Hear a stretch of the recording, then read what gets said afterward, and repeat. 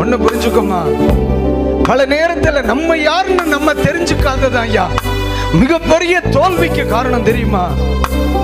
தெய்வ மனுஷனாகிய மோசேக்கு இஸ்ரவேல் ஜனங்களுக்கு முன்னாலே ஆமீன் செங்கடல் நிரம்பி நிக்கி, யோர்தான் நிரம்பி நிக்கி, ஐயோ நாங்க இப்ப என்ன செய்வோம்? ஆண்டவர் சொன்னார், ஏன் இப்படி பதற? அந்த கடலை பிளக்கும்படியான ஒன்றை உன் கையில் தந்த பின்பு தானே உன்னை இந்த இடம் வரைக்கும் கொண்டு வந்தேன்.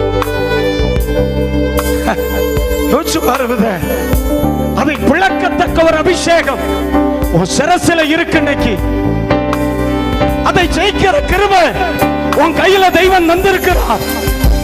கையில் கோலை வைத்து விட்டு கரை புரண்டு ஓடுகிற யோர்தானை கண்டு ஏன் பயந்து நிற்கிறாய்? புறப்படு, கர்த்தர் உனக்கு முன்னே போகிறார். தேவனுடைய கரம் ஜெயத்தை கொண்டு வரும்.